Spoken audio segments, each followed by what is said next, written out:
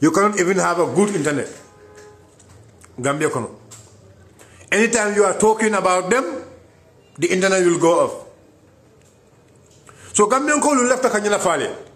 Ntol meli alon kam be diam ka amango ko men diamu diala nan ka diam. But be called dol be kerim bi nenya kunun dol pindre la keloke. Because those are things meli alon ko we've seen them ne facile. Be called be kerim kuma jama be je na be fo Gambian ko yele. Bi baluwo ñu abe kolyari. Baluwo be kolyari. Baluwo ñu kolyari ñu na falon ko the kind of government that mentioned is a government is not going to hold anybody accountable of any wrongdoing.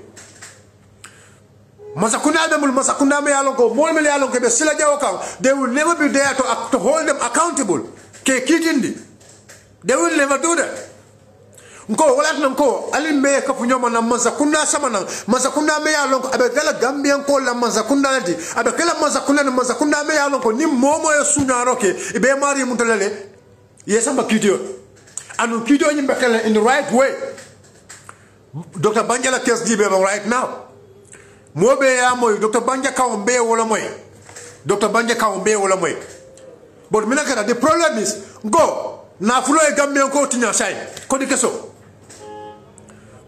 the procedure you they don't want to follow the procedure.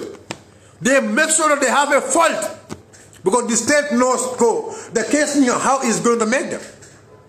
Because it's not only Dr. Banja. Among Dr. Banja that mad. Because the state prosecutor the way is the evidence in the way is tendering it is not going to work. He knows it. Because there is an act of evidence. Evidence, and then you're alone. A photocopy cannot come. It's a photocopy for someone is photocopy, it can be someone as an evidence. No. No. There must be a tangible reason why you should bring a photocopy document. For example, let's say for example, okay, Ninde Korra Sang. Na korra original kaydo nying na kayda ko na photocopy na korra kaydo muda na photocopy. Okay, but say na original kaydo nying, what happened to na original kaydo wala mnyindiko na original kaydo nying affiliate on agenda. So nin say na photocopy kaydo nying left ka wol tender in the court. What should I do? I must make sure that I have an affidavit. Mbida kaydo nankali JPA menkali la lako na korra kaydo nyin affiliale on na korra kaydo nya janditale nyin na jandita menkali wala le wo kaydo nyin mbawala kafula nyoma no kali kaydo nyin mbawala kafula nyoma adina photocopy nyin otumo wala mebil otumo wala kidi bu ngose ala no pour ayna lanji. So likewise Dr. Banjala case is the same thing. Dr. Banjala case nyin it's a more Bayam, Gambia Bay, Dr. Banjala Kamoy, and then Chinese Diamka. Gambia Bay Amoy. Gambia Bay, Dr. Banjala Kamoy, Dr. Banjala Ninti, Aslam Mode May along Abakodo Mudakan Chinese or Bulokono, Gambia Bay Amoy Yola. But what happened at the end? Minakata Masakuna case the Jumala May along Gola the case Nika, a prostitute. Masakuna Loyani. Mole me alonko relax experience mole me alonko either even ya lonoko he cannot deal with the case. Number one, maybe ya lonoko nyumo molti me alonko nyin kijo nyin nina dia kijo nyin betinyana. Number one, yo lon or mole me alonko ya dictate the way he's going to do the things for kijo nyin tinya. Because ngaleko is a mafia system. It's a mafia system. Look, Gambia, we have a mafia system in this country, and mafia system will lie the only chance for Gambian people. Putting Bankoya Doku no Nidiko. Now, more than somebody with a book or Melialongo, even Masakunda Yinkalan Jajole. You Klimbali Amber Care, Nunko Ibano, for the mole cigar, ne somebody with a bunko or Mol Melialongo, even Masakunda Yinkalan, Klimbalia call Melialonko, baby carry. Gambia alla si fatam fanso landi Gambia alla no jibo bondi Gambia alla mol samana mol meli alongo ibe lola dibite bunko na be masakunda nyinan kala na bankola na mola ibe masakunda nyinan kala na bankola na fulo nya kadu minakano Gambian kolu mo ma nyana nyim fo nyoy fo mo manyana kanyum kumo fofo nyoy mbadi Gambian kol alembe ya jibe manko mete mo men kono bi MPP Mansa Kunda ye minister le samana minister meli alon ko son le mudi many of them ko son le mudi dunia be alon ko mu son le ki dio men belari kam man felo ko folo say ko député wol fana meli alon ko wala nyanta kam Mansa Kunda ta kam Mansa Kunda ta kam Mansa Kunda ta ka hold into accountable Mansa Kunda kitindi Mansa Kunda muta ka make sure ko Mansa Kunda abena na fulo dina damento ka make sure ko na Gambia ko do be dina muntole dibitawol la nyanta kawke wo dibitawol faransa alcool ba sigal alba dile NPP la say ko debate e ko anna mo le debate ke say anna mo le kacha MPP dibitawol ko mo da debate kala because so moment the person cannot even do a debate in the TV. How can that person moment muka debate kino TV do how can that person debate in the National Assembly? Moment muka debate kino TV do mbali Gambian call. Ngani nyina ka wolela. Moment ko just almona mo lulu na seta mo woro alna na kacha na nyina ka alba banko do kula nyamen e ka bori wala sa e mine ba tinna Gambian call alba katre ko sikal alba dina wala nanan debate la na mo le ñun kay te mina tine de lafta Gambian ko le kataw fayi i bosse e man son kana because be jigri mina la ko katre ko so ñu aliya suñal e be jigri mina la ko wala ñu ko ha because mina kata mo be kataw fay la Mansa Kunda ale that's the only hope ndele Mansa Kunda ti ndara debate la wo mo da debate la wo mo be kataw fay la ndele Allahu akbar ndara debate la wo monta debate la wo ndele Mansa Kunda ti mo be kataw fay la ndele Gambian ko almansi aliyo ko mira bak almansi aliyo ko mira bak ngale ko wala what is the level of their power ila sembo be nyaadile bibe tembo men kono man kataw faye folo bari ya muda ko to le sembo wata Gambia beti bibe sembo men kono Gambian ko pour aliye mutano aliya tandila ko look nobody should play with us mo manyana ka tuluntol Gambian ko sonno mola wala nyidu ko Gambian ko mega bakilim fakilinti kana kataw fay MPP that's the only solution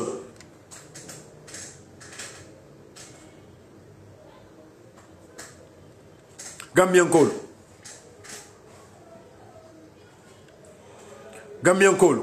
alan kana kataw fay MPP ko le iko ye comment alna mo le debate just only one day out of your campaign us just a single day come and attend a debate yena mo le kacha be Gambia sambala nyame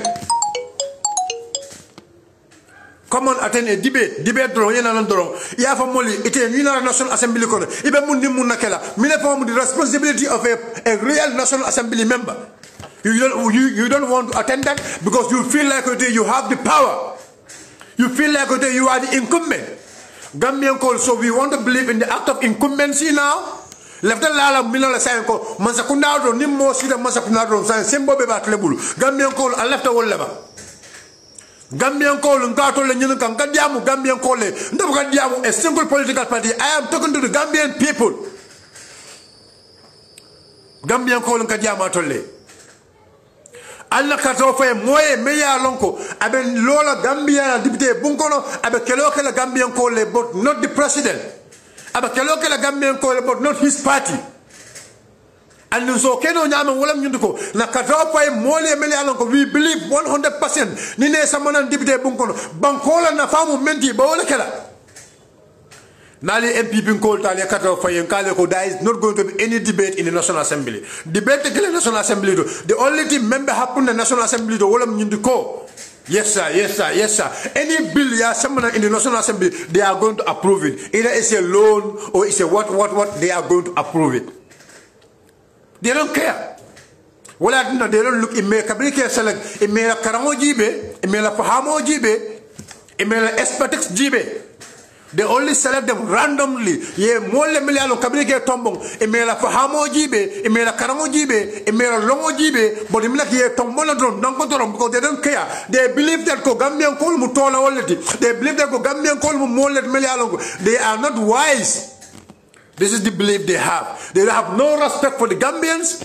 They have no respect for people who are going to school. They have no respect for people who know how to do things. They have no respect for issues. The only thing they are interested of, they just want, people to vote for them, whoever they bring. Even a dog, they believe that even if they bring a dog to us, we are going to vote for the dog. Ya muda ko anada wulo yoro samana Gambian kolbe katro fayla wole. Ya muda ko an follow yoro samana Gambian kolbe katro fayla wole because milekata they are the one in power. Itolla modi melalo ko tolle be semboto. Itolla modi melalo ko tolle be semboto. Gambian kolus, can we learn from this? Do we know the meaning of this? Mbeya onye meaning nyum kola meaning na lonna bang Gambian kol ngadol nyin nga wala la. Minat na MPP, they don't want to select competent people. I believe, I am telling you, there are some candidates in MPP, one or two of them. I believe, yes, they can go to the assembly. There are candidates in MPP, I believe 100% go. Yes, Gambians can vote for them. Yes, Gambians can vote for them. I might not mandate told for them, but I believe they have the capability, they have the qualification, they have the know-how, and I believe when they go to the assembly, some of the bills they will reject it, even if it is from the government. Yes. Because they know the know-how, and I know that they have big heart for the country. But that is not even more than 5 candidates out of 40-something candidates in NPP. We believe if they are voted in, they can stand for the Gambia in NPP. It's not even more than 5. So are we going to vote for them? Are we going to vote for people we know 100% they are incompetent? The katafela molle ba mele alonko fon dan kenata ñew ñun mo molle mele alonko ñun mam tara banku ko te ñun la yindo. Honorable Sidejata, I'm sorry. Mr. President said, "Ako, ye di nungul bulletin National Assembly." Honorable. Yes. Yeah, we know very well that Honorable Sidejata is a Pan-Africanist. Mbele alon ko mole mbele alon ko tonya nabe assembly nabe National Assembly he always fight. But when we were fighting against what is happening today, when we were fighting against the power the president is building, who were the people they were fighting against us? The power the president is building now. When we were fighting to make us stop it, who were the people? They were standing to stop us. They were standing to caricature us. They were standing doing whatever, saying whatever they want against us. My uncle Sidia was part of those people. Na uncle Sidia nyolu wole multi ko kabrimbe kelo kika pour president wala sembo nyin ka dandula kala. Mr. President, the promise you have given to us, we want you to fulfill that promise because we are the one with power. They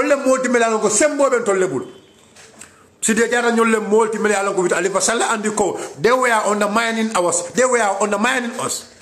They were not supporting us. They were caricaturing us. They were saying all sorts of things against us because they said that we want to do a coup d'etat.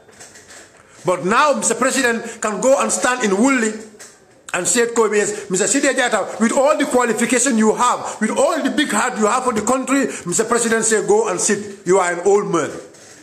Go and sit. You are an old man. I have seen this. But I have seen this. Because he's a president, he's a kind of person, if we give him the opportunity to get power, power by Cyril. And today that is what actually is happening. Because I know it's going to happen like this. And they are this is why I give my life to go and strike. I give my life to go and demonstrate to the entire world to say that we voted for Mr. President and we want him to respect his words. We want him to respect the vote we've given to him. The promise was he have to rule for only 3 years. After 3 years, there should be free and fair election here. President Barrow 3 years on your respect.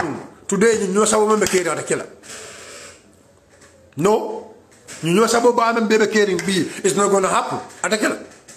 We will have a government mayalongo. Any civil servant mayalongo emando ko ka nyama ibe bondi la jele. Any civil servant mayalongo esunyaro ke mbesamba kitio. We will have a real government, a government for the people, by the people, and for the people. Democracy, real democracy mbolo sokla yimbanko kanya. Government for the people, by the people, and for the people. But why we lack that now is because there were people who were undermining our pressure group. There were people, they don't understand exactly why we were against the president, why we were standing, why we give our life to defend what is happening today. Look, do you people think about me? I have nothing to do. I have works to do. I have works to do, and I have a family.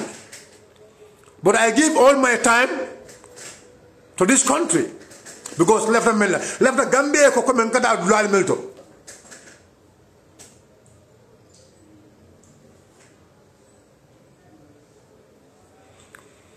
Left the Gambia ko konta kada banko le melkan. Ni molo nyaaje maybe mbebula la opposition no am doing all this and they think maybe I have nothing to do. I have a lot of things to do. The responsibility jamala bembul. But I leave all those responsibilities. Let's join together and fight. Nana banko bondi. If it is only opportunity, I will be with the president. And I will have whatever lieutenant minister with God's help. Because there is a president day. I mean, there is no problem between me and the president. No. There is no problem between me and the president. I can swear with that. I can swear to God. Then Mr. President, we have no problem. But I have seen that the way he wants to rule the country and the way I want this country to be is completely different. I left up Banco et Anyama, and left up Banco et Anyama, and then Banco don't left up Banco et Anyama. And the people with wisdom, the people with vision, he left up Banco et Anyama, and the way he's taking this country is completely different. Kule meyalon ka amankili. So Gambian call Nkato Ledani. Alna Kato Fay Moli, Ali Kluk. Alankana foko ntemu nyina ntemu manding quality ntemu fulolodi ntemu jola ntemu serolodi ntemu manja quality. Look, let's vote for the competent people. Let us make sure we vote for the competent people. Alana mol command home. Imu surwalati bang, imu fulolati bang, imu jolati bang. Please call your people and advise them to vote for the right people. The president is now there. If you don't near the man left Mr. Dabo, you can say fine, no problem. Mr. Dabo is not the president now. Adama Barrow is the president. Now, saying left up Monala, we want a government. Mayor Lonko is going to hold this, the public servant accountable. And we can only have that kind of government if we have better representative in the National Assembly. Right now, I'm tempo men concern saying, go, ni man level lawyer Usain Dabo can say fine, no problem. Lawyer Usain Dabo man can say fine.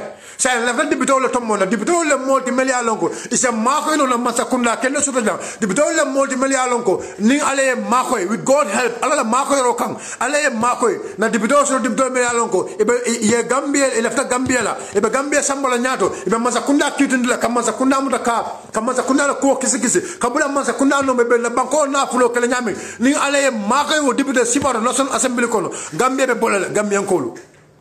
But we cannot know Alna Kato for opposition debitoli. But the right opposition candidates. The right opposition candidates.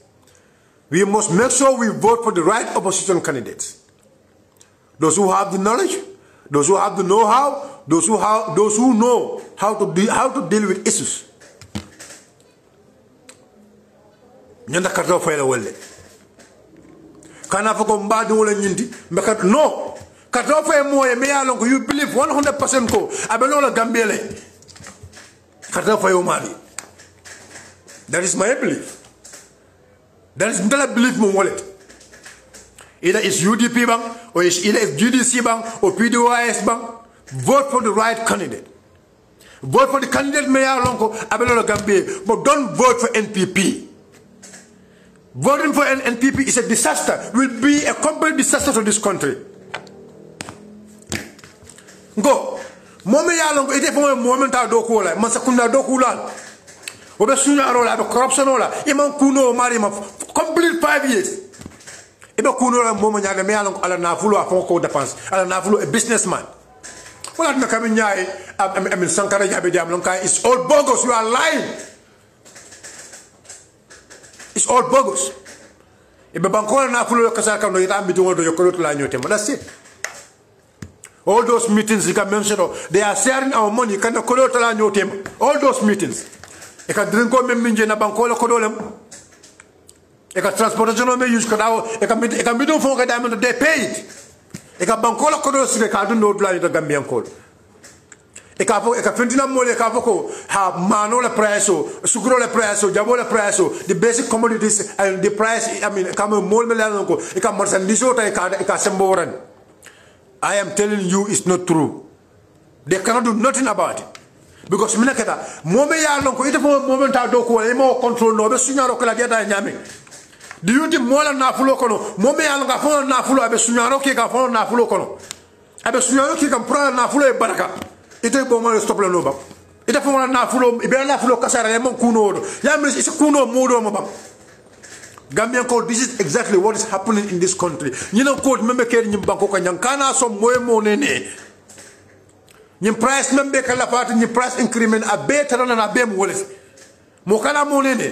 All this price increment, what we are doing, blah blah blah, are better than a Gambian code. I swear to God, it's nothing else because Masakunda cannot control it. Masakunda movement are local, I'm all control no. I'm all hold accountable. Yamera say o masa kuna yamera say o businessman o me ala kodo abolo da pansikang akada baka so sandamo de buka tanaje na dia ta asafoko ana some $5 la you can make it go I some $6 la akasha memfo ya asafako yes I want you make it $6 because if you don't make it $6 na banko ngasa madamento I'm not going to have a lot of money and I want to have a lot of money so that I can come back to you tomorrow. This is exactly what is happening. It's our control no. I think the best thing movement will you go. It's like more military do will control no follow back. And say improve more military do ko ke na official kono. Na director na minister lu. Director lamba minister lamba momo ya lon ko be do ko ke ka masakunda kono to hold them accountable. To hold them accountable. Wala ñu ndiko na molta ne tomum ne sama député bon kono mol meli alon ke be lolo Gambie mol meli alon ita dugotala mol meli alon ko ita dugotala wala molti meli alon ko nyanda ka wolle samba ne samba na national assembly kono bari ye mo samba mo meli alon ko abi dugotala ya sama député bon kono what do you expect from the person? What do you expect from the person? What do you expect from the person? These are the kind of people Malialonko. I told left na Gambia sika na di wallen. It's too sad. Ngale Mr. President, ngale bi ala ekomoko le den gomen dum the kind of color, the kind of den gomen alonko ala security ka wole dum. Ngale le bi ay wole dum. Power is coming. Sembo.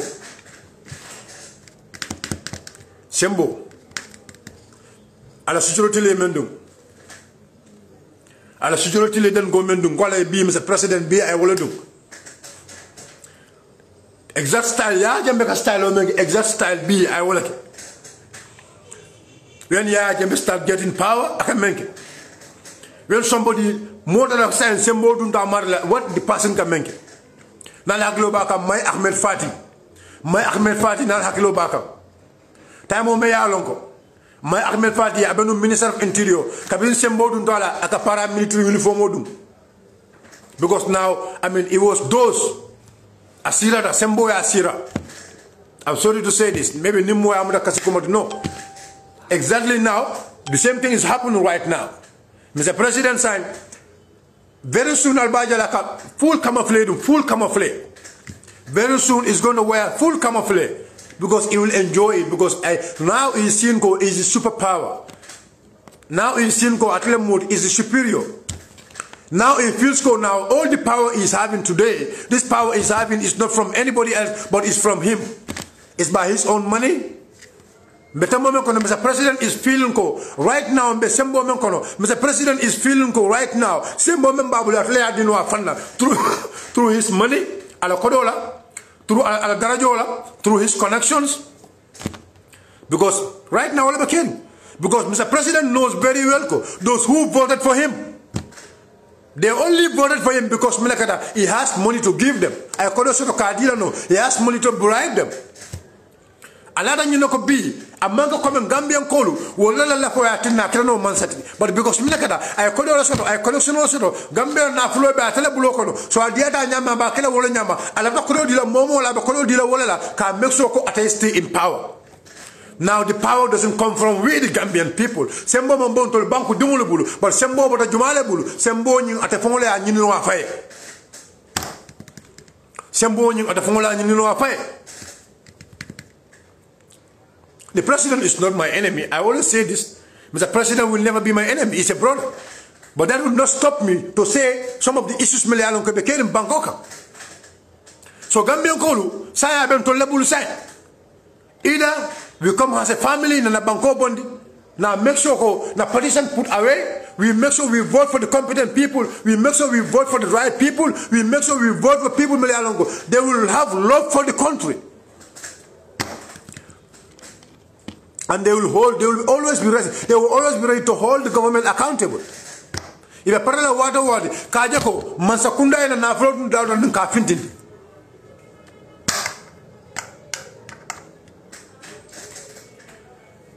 Dolbediamulel, Dolbediamulel, Bendoka, Arturo Gambian called the bull. Arturo Gambian called the bull. So honorable Sidiana and the co come and follow you to go. I am Mr. President. I remember. I consider them capability. If I let us see Saya Kobe, the noble bull. But may I look honorable Sidiana, a Catholic National Assembly. But why President want him to go and sit? Because he need numbers. He need numbers in the parliament. He doesn't need a man-chula capability. Because may I look consider more than may I look capability. We have the capability to be in the house. Because Mola Mealong, he can deal with issues. Mola Mealong, Akalo Banku Dungulian. But no, today Mr. President is not a Mantaro Mira can be. Be Mr. President, a Mira can be all in you. He only need numbers. I left out wrong. Take a marshal assembly right now.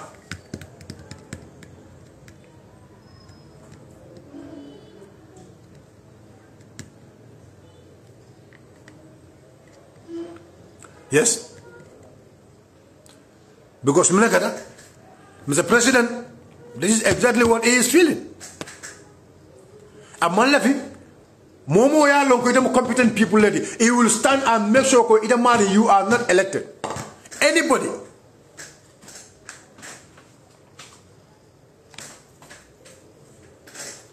He will make sure.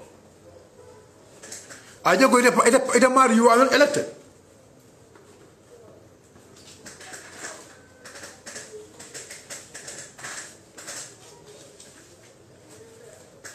Because if you are elected, that is going to be a challenge for him.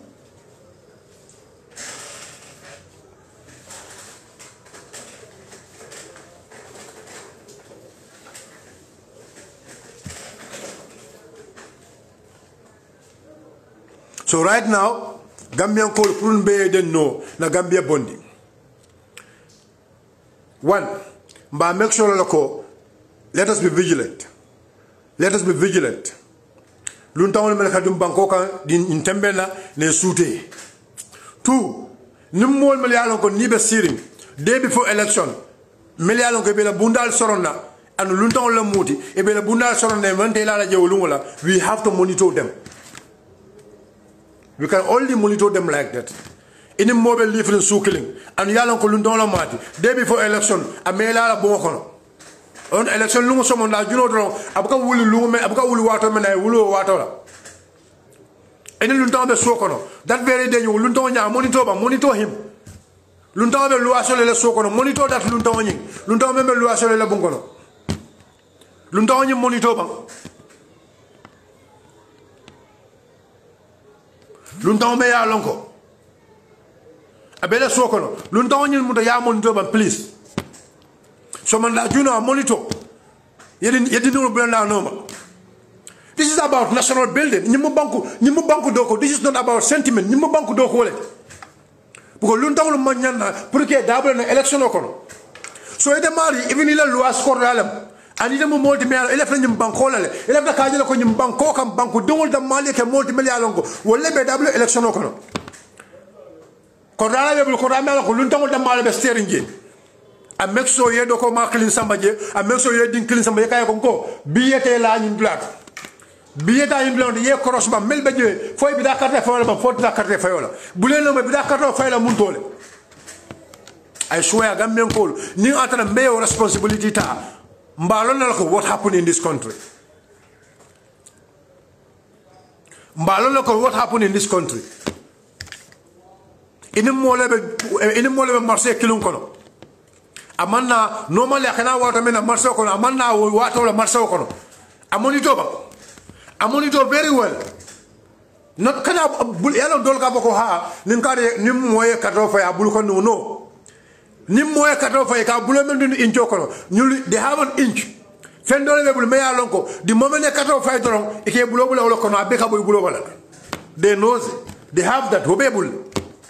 So kana bako ndebe depend na nyina kam because mila kada ni atra nalun to ay kato fa abulo ba inch metra you know don't know the moment you kato fa doron they go ekatal ye bulo bulo enjoy ñu ko don abe bondi bulo bala so the only way we can control them wala ñu diko day before election lun tango be stay momo la soko ya monitor day before election lun tango be stay momo la soko just monitor the person if you do that believe in me mba make sure la ko abebe wokla lun tango be la soko no and make sure day before election no ala monitor bang ala system monitor bang from today I monitor the person so fekk ne yaa amee gan si sa kër monitor ko gan boobu noonu da nga ko war a monitor check ko bu baax bés election bés balaa election bés before election si bés ak bés election fan na mooy dem fan na dem sànni karta man election nekkut ne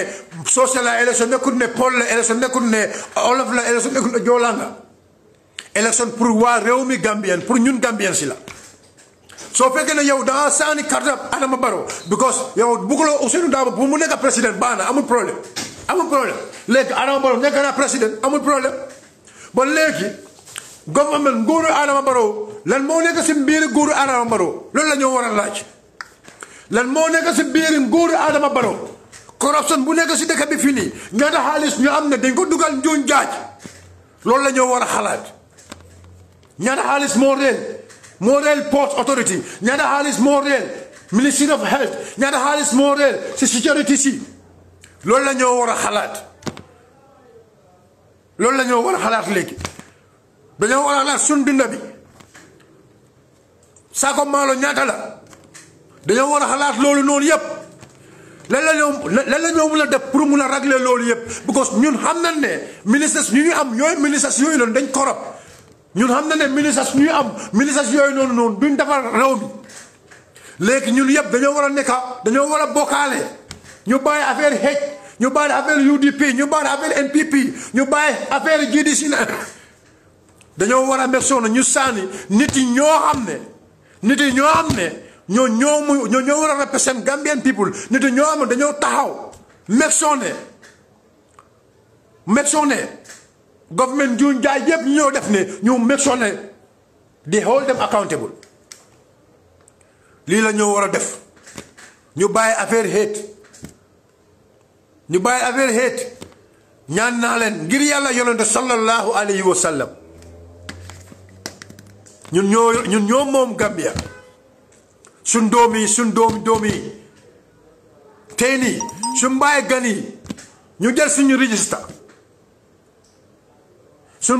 yi ñu jël suñu register wallahi summa wallahi dafa am time buy ñëw time boobu noonu dangaa rëccu lu tax nga bàyyi gan boobu noonu mu jël sa registration tey waaw dangaa rëccu waaw ba lu ma leen bëgg a wax nii soo leen defee loolu bu ko xam naa ne dafa am ay gan yu bari ñu ngee uti ID card ñu am ne dañ am suñ voters card bi ñu ngee uti ID card léegi nii gan yooyu yëpp fu ñu jël voters card dañoo laajte kan mooy alkaaloo foofu noonu because soo demee si immigration loolu lañ dee laaj dañ dee laaj kan mooy alkaali bi balaa alkaali bi ban alkaali moo fa nekka yow time boo juddoo ban alkaali moo fa nekka ban time la sa papa ñëw foofu noonu dañoo laajte yooyu yëpp ñu bind leen ñu dem study ko 1 week après ñu dem apply après loolu la ñëw dem apply suñ voters suñ ID card bi suñu amee ID card nag léegi moo noonu léegi ñooy dañoo nekk Gambien son doom yi nekk Gambien son doomaat yi nekk Gambien loolu baawul si réew mi loolu baawul si réew mi suma olof bi setul nag ban ma ne ma wax lii si olof si kaddu olof suma olof bi setul nag ban ma ne réew mi ñun ñoo ko moom ñun yëpp ay Gambien nekk olof nekk soose nekk bari nekk neneen ñun ñëpp ay doomi Gambien dañoo war a am ay nit ñoo am ne ay nit yu baax leen ñu sànni leen ñu dem si élection ñu dem si National Assembly ñu dem si National Assembly. This is all what I have for you. Till another time. Allah baraka.